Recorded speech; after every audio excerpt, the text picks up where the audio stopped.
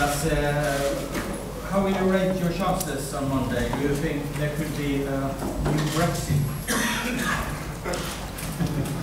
It's a good way to put it. We can always hope for that, even if I don't know if Brexit is good or bad. I don't want to comment on that maybe. But no, I mean, as I always said, of course we have a chance. I mean, how big it is, we can discuss that for a long time. But I mean, these guys have shown that they can work for a good result. So I hope we can put some questions to the English team.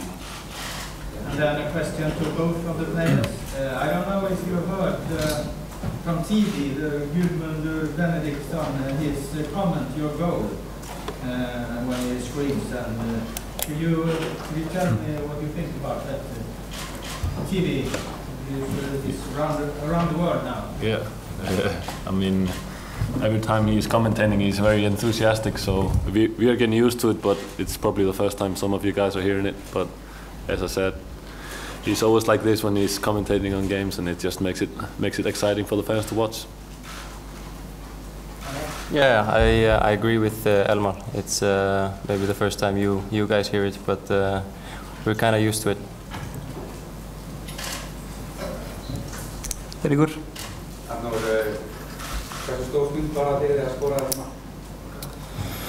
Þetta var gríðarlega stór stund fyrir mig og liðið í heild sinni bara, og þetta var svona mikilvægt mark fyrir okkur að vinna þennan leik, og sérstaklega fyrir þá leikmenn sem hafa spilað sem mest, að fá svo 2 ekstra daga í hvíld, og nú fókusun okkar bara á England á mánudaginn. Yes. Yes, Mattias Valkan, Göteborgs-Posten, Sweden. Question to Lars. You have an old relationship to the England coach, Roy Hodgson. Can you tell us a little about how he has inspired you as a coach, and also you met England a couple of times, how it was and what you expect this time? Yeah, actually it was Bob Houghton came first 74, and then Roy came 76 and underlined what Bob had started, I think, and mainly what they inspired me to was the way they were training, the methods. I mean, they in Sweden we didn't have worked with organizing a team so concrete as they did in training. So both Bob and Roy, of course, inspired me, and it's looked and was, of course, very logical. So I think you would have been stupid if you didn't adapt to that kind of way of working. So they really meant a lot back in the 70s. Then, of course, it changed during the years a little bit. But Roy has definitely been, both from my point of view anyway, a good friend and an inspire me for my coaching job. And you had a second question. I forgot it. You met England a couple of times. What do you remember from those games, and what do you think about the chances this time? Yeah, I think it's 6 times we played them, 4 competitive games and 2 when we haven't lost. So that's of course something to build on, even if it's a new game now. So I don't think it mattered that much. But I think that when you talk about chances, I mean the good thing for playing England for both when I was coaching Sweden and now Iceland is that all players know English football and the English player very well, as it has been very popular both in Iceland and Sweden. And especially when I was with Sweden, I think we had rather many players playing in the Premier League at that time. So these guys also know about the English character and how they are as individuals on the pitch. So I think there you have at least a part of the explanation why we have at least a chance. How big it is, as I said before, I don't know. But I always believe you can win the football game. And with these guys, I think it's quite possible. Yes. I'm Rory Smith from the Times. Both of the players, just I want to get an idea of people being in touch from home. Do you know what's happening back in Iceland? Has anyone been to sleep since you got through? Yeah, have you had any sense at all of the kind of the scale of the party back home? Me? Yeah, of course we follow, and with social media and everything, you can't avoid it. But we try to focus as much as we can on ourselves and not get carried away with the people at home. And as I said, we just started straight yesterday to prepare ourselves for the game against England, and as I said, not lose ourselves in celebrations. We are still hungry. We still want to get a good result against England, and we're going to go 100% after the victory. And, so we can't be focusing on past celebrations. Hörður? Arnór, spurningin eins og kláraði ekki á æfingunar við gerðum, þetta að bjáði? Nei, ég fekk hérna höfuðhögg nokkra sekundur eftir að ég kom inn á völlinn og ég var bara lítið stífur í hálsinum og það ekkert sem til að hafa ágjörð. Yes. Mr. Lagerback is John Crossman with Daily Mirror. Can I just ask you, what game against England, because it's such an impressive record from your perspective against England, has given you most satisfaction, do you think? And is there something about English football that you've seized upon, that you know that has given you this incredible record? Do you mean now or before we played them? Before. Before. With yourself personally? No, I mean, I think, as I was talking about earlier, I mean, we have a lot of influences in Sweden, both in coaching education and in way of playing from England through the years. But I mean, football have changed over the years, and if you look upon the England team now, I mean, it's more, if you would call it, a more international style the national team is playing in. But all these influences and growing up with English football, I think that has been at least a rather big part of the way we have been handling to playing. Is there one game that's particularly special when you remember? Yeah, definitely. I mean, the first competitive game Thomas Söderberg and I had in Stockholm for the qualification to Euro 2000. I mean, Alan Shearer scored after 1.5 minutes, and then we turned the game around, and winning at home at the full stadium in our first competitive game against England, that of course is a special memory. Hello. Já, aftur og velvann. Hafið séð danska landslið á mótinu og hefðu þið séð að þetta svona fyrstu að spila?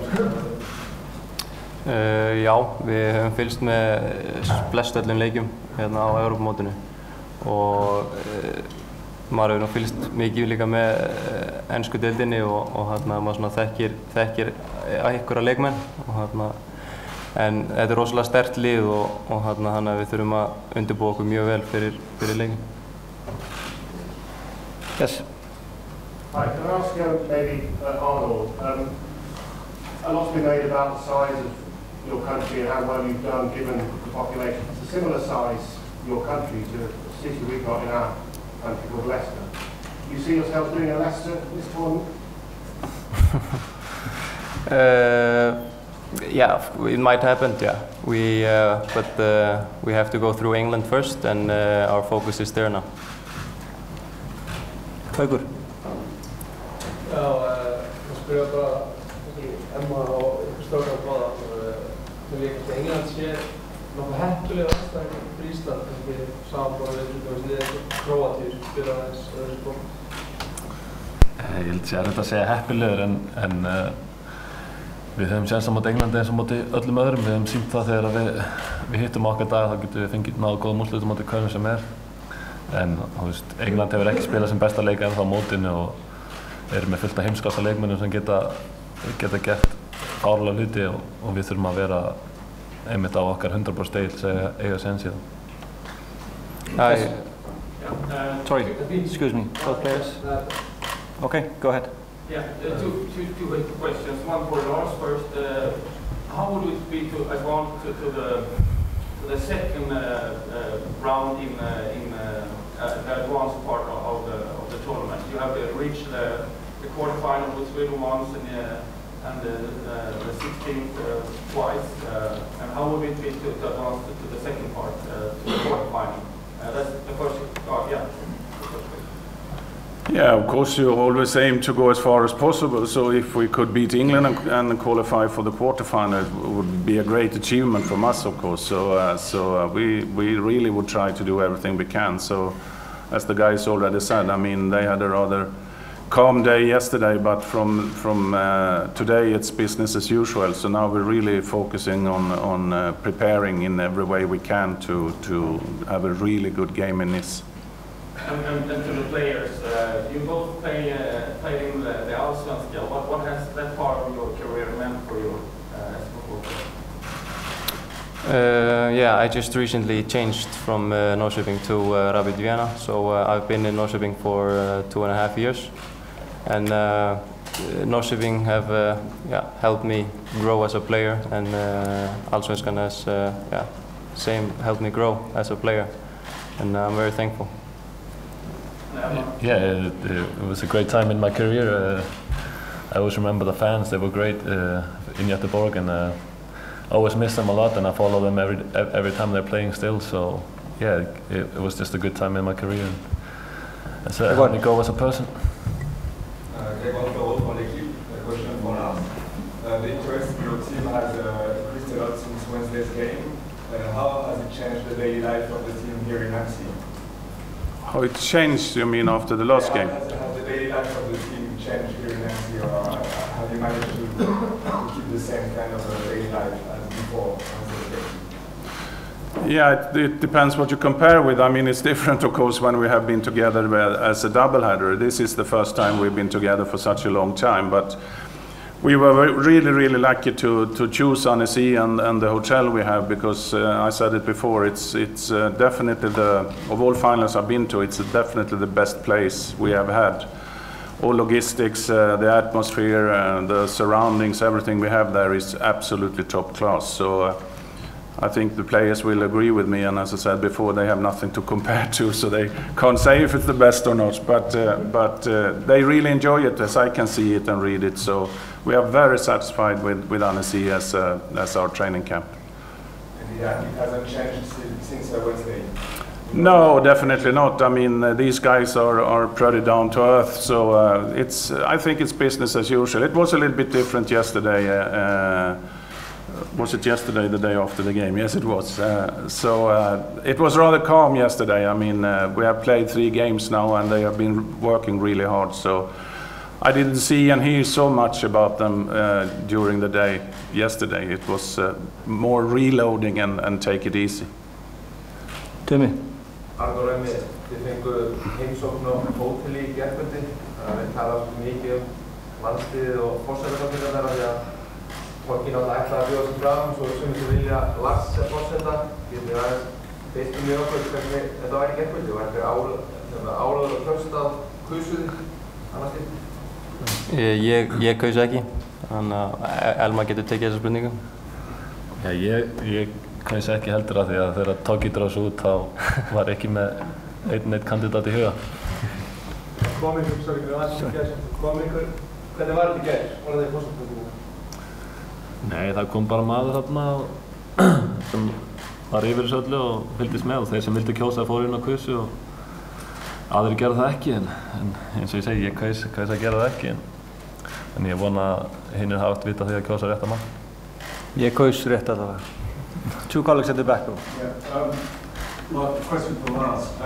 4 of the teams who qualified for the last 16 came from the lowest seeded pot. What do you put down this kind of democratising football in this tournament?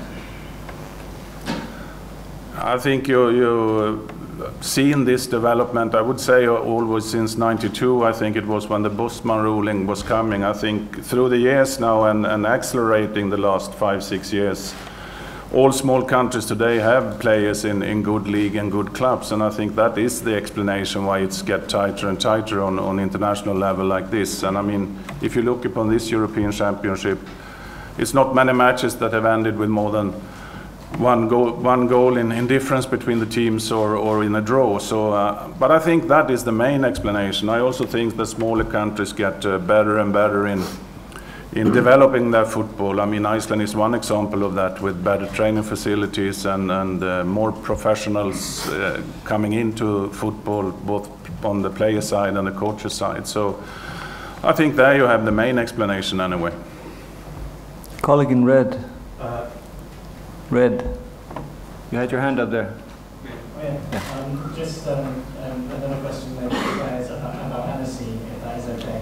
Obviously this is your first time in a tournament environment when you're away for 2 or 3 weeks together, it could be longer hopefully. How has it been, the cooperation between spending so much time in close proximity? It's a fantastic hotel that we are living in, and like Lars came into, we cannot complain. It's we have everything. We have so much to do on the hotel and the spa and stuff. So yeah, we're happy about the hotel. Fótbollen líka. Elvar. 16 úrslit á EM, England, risaleikur og 100% á Íslandi. Þið eitthvað svona annan anda í hóttum núna fyrir þennan leik og aðra leiki að spenna meira?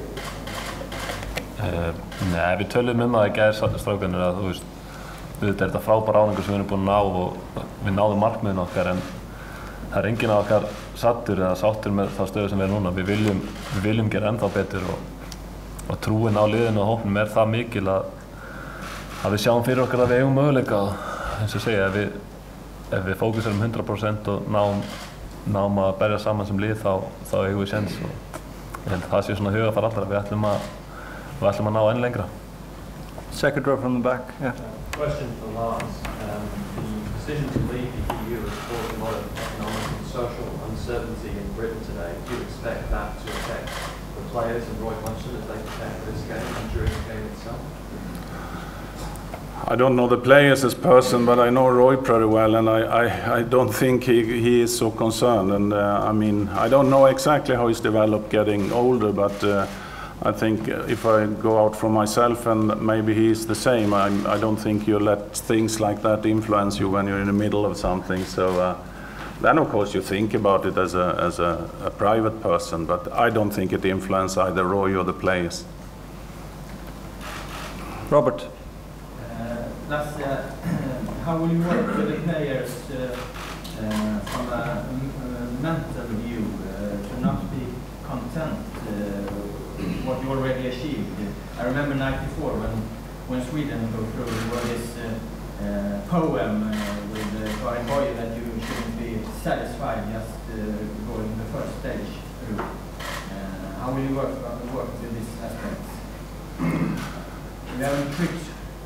No, I don't call it tricks, but we always try when we have team meetings to find good quotes from people or something like that to underline the approach of the game from the mental side, of course. So they always get something. I don't know how much they can answer themselves if it means how much it means, but I think it's a combination all the time how you act from a leadership point of view. I mean, you're doing the most important job on the pitch, I think, I mean, if you have a well-organized team, they know what they should do. That's my experience, that then you have a good self-confidence, a good attitude. But we also have so many good characters inside the group. For instance, we had a team meeting yesterday and Ada stepped in and said a few words about not being satisfied. We have only taken the first step now. So we're helping each other, all the staff and the players, but you always try in team meetings to underline that. But then, of course, what we will do the next days on the training pitch is the most important, that we are not satisfied with the way we have performed, especially in the attacking part. So we took a step in the first half, I think, against Austria, but we're not satisfied with that, and we would like to take another step against England. So that's one thing we will definitely underline. And then, of course, also work a little bit what we think is the most important in our game when you play a team like England. So it's a combination of but I always think what you're doing football-wise is the most important. Do you have an example of this coach you talked about? Yeah, we had one from Einstein about if you can't explain it in a simple way, you haven't understand it. That's one quote we used at the slide when we had a team meeting. Colleague in the white, yeah. Can I ask just a question about? Sorry. Oh, sorry. White shirt here. Thank you. Sam from Zurich newspaper. Two questions for Lauerbeck. For you personally, when began this item you actually read? And was the 4-4 against Switzerland in 2013 an important moment in this way? Yeah, in a way you can say that. I mean, to turn around a really bad first half to a good second half is always good for a team. But most important, of course, in that situation was that we had 1 point. That helped us a lot, of course, for the rest of the games in that qualification. But that's one of many steps that you can use, of course, and is a positive thing for a team. But I wouldn't call it decisive in other ways than we got a really important point in the qualification. And when exactly this great adventure really began? Was 2011 when you started? Yeah, I met some of the players the first time in January 2012. So that was I start my work, except planning, of course, after I was agreeing a contract in I think it was in November 2011. So of course it started then. I mean, I always believe to have really clear guidelines how we should work both on and off the pitch. So we have the first meeting about that, and they have seen them a number of times, these guys. So it's a little bit of it's a negative word, but it is a little bit, in my opinion, positive brainwash we have done through these years. So they're probably rather pleased now that I'm disappearing after the Euro. Hörður? Fyrir leikmennina voru þegar stílningarnar eitthvað að skoða miðamál í gær, hversu mikið var fengur þið frá ykkarinnum þið voru miðan? Já, það var náttúrulega pínu áreiti en ég er bara með minn fjölda miðum og mitt fólk sem hérna þegar fá miða og aðrir verða því miður bara að reyna að berga sjálfum sér en að sjálfsögðu leiðilegt hvað Íslendingar náðu að kaupa að fá miða en þetta er bara vonandi góður hópur af Íslendingum sem að fekk þessa með. Blue shirt. Elmar, am I right in thinking you're a Manchester United supporter? I was growing up, yeah. Can I ask you your thoughts on Wayne Rooney, his move into midfield, and also, do you think he'd swap shirts with you if you start to win? If you ask me, I'll give him my shirt, yeah. Of course, he's a great player and he has been for England for many years and an important player for England. He's got a lot of experience and I said he probably hasn't played his best game yet at the tournament and hopefully he won't do that against us either. But as I said, we respect the English team and we respect every single player from them and we have to get a great game to stand a chance. But as we know, we have beaten great nations before and if we just focus on ourselves and do what we are good at, I think we stand a good chance. Can I just to follow that up, the incident with Ronaldo received a lot of exposure and caused a lot of sort of fun. Was there a serious side to it? Did that inspire you, the fact that you stopped him at being obviously upsetting? I think it was just a great team effort that got a result against Portugal and an incident like that, we players, we don't think about it, it just happened and of course he was disappointed but he's still a fantastic player and I think people shouldn't forget that a moment of annoyment came out like that, so no seriousness at all and we carried on with our lives. Gummi. Báðum mjög góða innkomi leikum á Austurríki. Þeir ekki gerði þetta að fá að spila meira eða byrja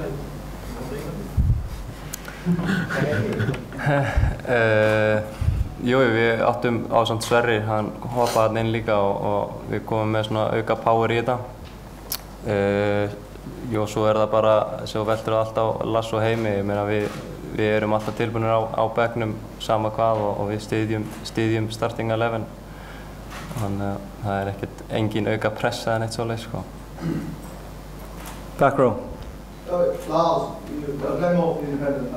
You mentioned the investment in coaching and facilities in Iceland. Does that mean this is something that Europe and Icelandic people will have to get used to, or is this just a special crop?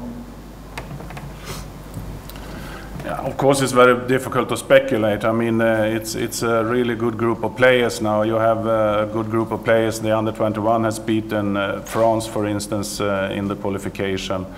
The under-17 is doing well also. So you have talented players coming forward. But as a small country, I mean, it doesn't matter if you were to mention Iceland or Sweden. I mean, it's always difficult to qualify because you don't have the number of players to choose from, of course, if it's a smaller country. But I think the situation is positive, but of course it's tough. I mean, you always have to be on your top. I mean, it's difficult to win games for small countries if you're not playing on the top all the time. So that's the big challenge for the players and the staff, I think, to always be 100%. As I heard one of the players mentioned for a moment ago that's one of our guidelines. We always try to do everything 100%.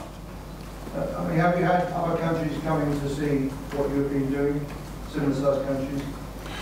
Yeah, not so many coming to me maybe, but I know that there have been a lot of visits to Iceland from, especially from smaller countries to look into what they are doing in Iceland. And I met some of them. I mean, it's been clubs too, both from associations and from clubs. Has been rather many visits I know in Iceland last years. Monkey.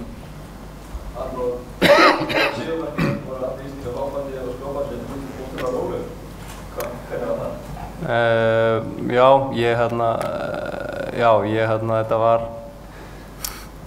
tilfinning sem ég hef ekki upplifað áður og maður var svona smá sjokkeraður en svo áttaði mig svona á hlutunum það sem aðeins eftir leikinu maður ennþá átti aðeins á þessu en þetta var tilfinning sem ég mun aldrei gleyma. Yes. Can I ask a question to both the players, please? When Iceland scored the other night to make sure that it was England, we're given to believe that the England sort of coaching staff and obviously sort of in the stadium cheered and were very happy. And I think the sort of English fans are probably quite relieved that sort of maybe get Iceland rather than Portugal. Is that a bad attitude to take? Or is that a dangerous thing that we maybe underestimate Iceland, do you think, as compared to Portugal? No, I think our results from the past couple of years have shown that we're not underestimated anymore. We have draw against Portugal, we beat Holland twice and Turkey and the Czechs. So if you underestimate us, of course it's a mistake, but of course we were the smallest nation to qualify, and obviously teams are going to be focusing on that. But we've shown that we can beat anybody, so I don't think any team should underestimate us. Yeah, I agree with Elmar. If we put in the work 100%, but if some team underestimate us, it's a mistake because we have many individuals, and as a team we can beat every team. Very good. You played 4-3 in the final minutes against Austria. Was that a surprise? I mean, we haven't seen Iceland play so many times 4-3. I don't think we maybe. I don't know if I agree with you. Did you think we played 4-3-3? There was a perception that, at least in the media, that it was a version of 4-3-3. Yeah, we changed in the end of the game with as we were rather tired when Sverre came in. So then we played with the single striker. So you could call it that in the end of the game, but. I mean, as we defend as a team, I mean, it could maybe look like it when we use the striker the way we do in our defensive way of playing. We want to drop down a little bit to assist the midfield. So if you look upon it that way, I could agree. You could call it 4-3-3 or 4-5-1, but mainly we would like to have our strikers, the two strikers, as high as possible. But it's always when you speak about numbers, I mean, you can read it in different ways. But our main tactic is at least for these 3 games we played, and before also, that we always try to play with 2 central strikers in the start of our attack. Yes. One quick one for both players. Are there any quotes from team meetings that you particularly remember from the tournament so far?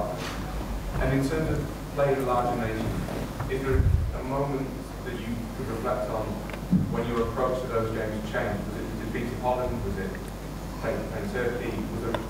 How different is it now when you get a country like England compared to how it would have been a few years ago? Of course, as you talked about the quote from Einstein there, if you can't explain it simply, you don't understand it well enough, it always sticks a bit out. And we also have a picture of a Chihuahua chasing a rhino. That also sticks out, but not that we are that Chihuahua, but it's just a funny picture that sticks out.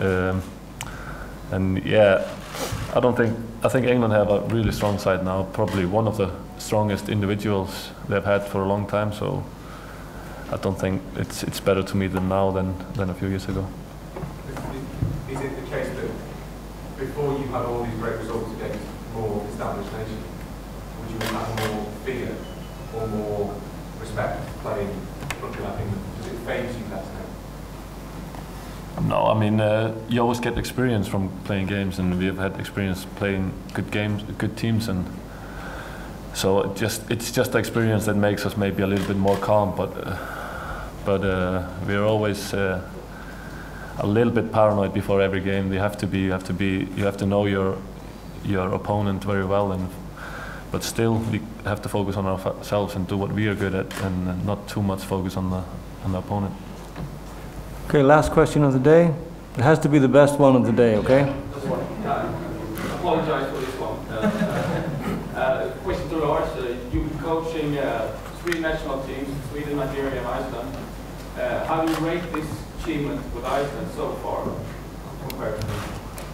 I mean, from football side, it's been equally great, I mean, to be in the finals with all 3 nations. But as I always said, I mean, it has been a special journey with Iceland, because the way we have been working and developed during these years has been absolutely fantastic. And I mean, it was big in Nigeria, it was big in Sweden going to finals, but I think this is even a little bit more special with the support we have got from the country, from all people, from the fans down here, and of course when you are even a little bit more underdog maybe than we was with Sweden and Nigeria, I mean, this has been something special. So I feel so strongly for especially the players and the staff, but of course also for the fans that have turned up like they do. I mean, it's absolutely fantastic. About 10% are in France. I mean, it's many reasons, but it's been a little bit special, definitely. Okay, thanks for today. Very good. Thank See you very tomorrow. much. Thank you. Thank you.